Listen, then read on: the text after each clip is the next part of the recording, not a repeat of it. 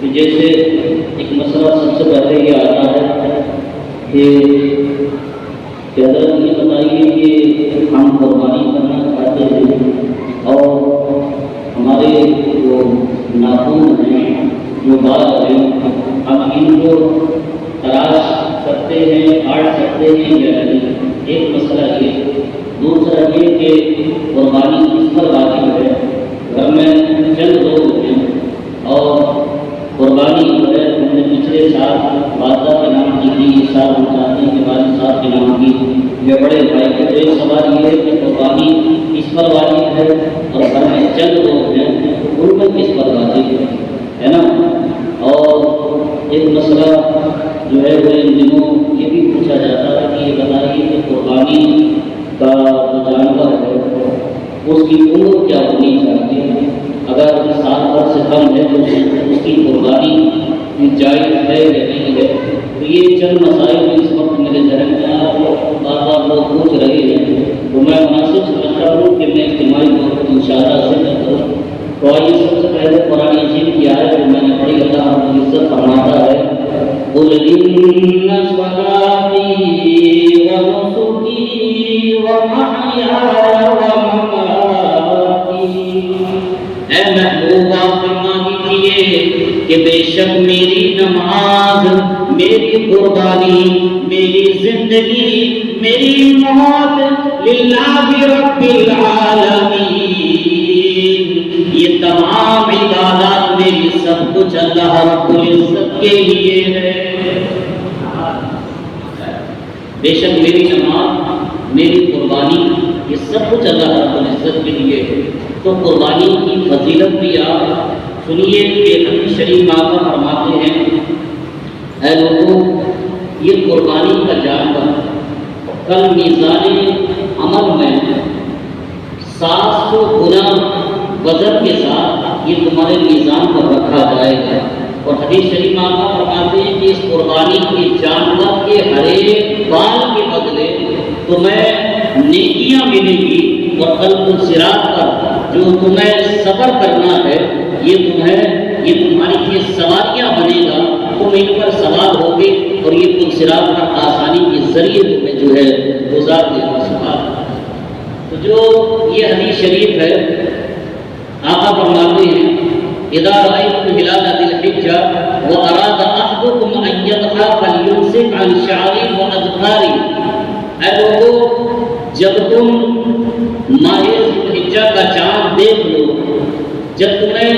ذوالحجہ کا چاند نظر آ جائے اور تم میں سے جو شخص چاہتا ہے کہ وہ قربانی کرے گا اپنی جانب سے اپنے جانور کو قربان کرے گا راہ خدا کے لیے، تو آقا فرماتے ہیں کہ اس کے لیے بہتر اور مناسب یہ ہے کہ وہ اس وقت تک اپنے بال اور ناخن نہ تراشائے جب تک کہ وہ اپنی قربانی نہ کرے، ہے نا۔ تو یہ حدیث شریف، اس حدیث شریف کا مفہوم یہ ہے، علماء محدثین فرماتے ہیں کہ یہ چیز ایسی ہے کہ یہ مستحب ہے۔ کیا ہے؟ مستحب۔ مستحب کا معاملہ یہ ہے کہ آپ کریں گے تو اجر و ثواب ملے گا، نہیں کریں گے تو اس پر کوئی قباحت نہیں ہے، اس پر گناہ نہیں ہے۔ مثال کے طور پر انسان کے جو ناخن ہے یا منہ زیر ناک جو بال ہوتے ہیں، اگر وہ 40 دن سے اوپر ہو جائے تو یہ تو مکروہ تحریمی ہو جائے گا اس ہے۔ تو اس حدیث شریف کا مفہوم ہے کہ اس کے لیے بہتر اور مناسب یہ ہے کہ وہ اپنے بال اور ناخن نہ تراشائے جب تک کہ وہ قربانی نہ کرے۔ ٹھیک، اس کا جواب یہ۔ دوسرا جو سوال یہ کیا کہ یہ بتائیے کہ قربانی کس پر واجب ہے، تو آپ دیکھیے کہ قربانی ہر مالک کے نصاب پر واجب ہے۔ کس پر واجب ہے؟ ہر مالک کے نصاب پر واجب ہے۔ اب لوگ یہ سمجھتے ہیں کہ پتہ نہیں کون سے لوگ ہیں کہ جو لوگ مالک کے نصاب ہیں تو یہ کوئی لمبی چوڑی قیمت کا مالک نہیں ہے، سمجھ رہے ہیں؟ ایک تولہ کا سونا کسی کے پاس ہے وہ شخص مالک کے نصاب ہے۔ اس لیے کہ مالک کے نصاب کی تعریف یہ ہے کہ جس شخص کے پاس 7.5 تولہ سونا یا 12.5 تولہ چاندی ہو، یا کچھ سونا ہو کچھ چاندی ہو کچھ قیمت ہو، یعنی سب کچھ ملا کر کے اگر 52.5 تولہ چاندی کی مقدار اگر قیمت اگر بیٹھتی ہے وہ شخص مالک نصاب ہے، اس پر قربانی واجب ہے۔ میں نے پوچھا تھا سونار صاحب سے تو انہوں نے 52.5 تولہ چاندی کی جو قیمت نکالی وہ اس وقت تقریباً بیٹھ گئی تھی 49.5 ہے نا، 49.5 تو تقریباً آپ سمجھ لیجیے کہ اگر 49.5 یہ 50,000 یا اگر اتنی قیمت کا کوئی اگر مالک ہے وہ شخص مالک نصاب ہے، اس پر قربانی واجب ہے یا نہیں؟ یہ تو اتنی لمبی چوڑی قیمت ہو رہی ہے کہ ہم یہ دیکھیں کہ بھائی اس سال جو ہے وہ ہاتھ جو ہے ٹیٹ ہو جاتا ہے قربانی کے وقت میں لوگ ہے، موبائل چاہے انسان لاکھ روپے کا چلائے، گاڑی نکالتا رہے، لیکن قربانی کا جب وقت آتا ہے تو اس پر انسان کا ہارٹ ٹیٹ ہو جاتا ہے کہ اس سال اللہ بڑا ہی ہارٹ ٹیٹ ہے۔ جبکہ اللہ کے محبوب صلی اللہ علیہ وسلم نے کیا فرمایا، اگر آپ چاہتے ہیں کہ آپ بکرے کی کہ اپنی جانب سے بکرے کو قربان کر دیں تو آپ ایک بکرے کی کر لیجیے، اور اگر آپ کے پاس گنجائش نہیں ہے تو بڑے جانور کے اندر 7 حصے درد آپ ہی کر سکتے ہیں، تو اس وقت 7 یا 7,500 8,000 تک ایک حصہ ہو جاتا ہے، تو یہ بڑی لمبی چوڑی قیمت نہیں ہے، سمجھ رہے ہیں؟ تو یہ کہ جو شخص مالک کے نصاب ہے اس پر قربانی واجب ہے۔ ایک سوال کا جواب یہ، دوسرا یہ پوچھا کہ اگر یہ بتائیے کہ گھر میں چند لوگ ہیں قربانی واجب ہے تو کس پر واجب ہے؟ تو آپ دیکھیے کہ گھر میں مثال کے طور پر 5 لوگ، کتنے لوگ ہیں؟ 5 ہیں، یہ 4 ہیں، یہ 2 ہیں، اور اگر ان سب کے پاس میں الگ الگ اگر 49,500 کے وہ چاروں لوگ یہ 5 لوگ اگر جو ہیں اتنی قیمت کے مالک ہیں وہ سب مالک کے نصاب ہیں، سب پر قربانی واجب ہے۔ سمجھ رہے ہیں؟ یہ نہیں کہ پورے گھر کی جانب سے صرف ایک حصہ لے لیا جائے، یا پورے گھر کی جانب سے صرف ایک بکرا قربان کر دیا جائے تو یہ سب کی جانب سے قربانی ہو گئی، ایسا نہیں۔ گھر میں 2 لوگ ہیں اور دونوں لوگ اگر مالک کے نصاب ہیں دونوں پر واجب ہے، سمجھ رہے ہیں؟ ایک سوال یہ پوچھا جاتا ہے کہ پچھلی جانب والدہ کی جانب سے قربانی کی تھی، اس مرتبہ والد صاحب کی جانب سے کر سکتے ہیں یا نہیں؟ تو آپ دیکھیے کہ والدہ کے پاس اگر 1 تولہ سونا ہے تو والدہ تو خود مالک کے نصاب ہے، اور والد بھی اگر مالک کے نصاب ہے تو اس صورت میں قربانی دونوں پر واجب ہے، قربانی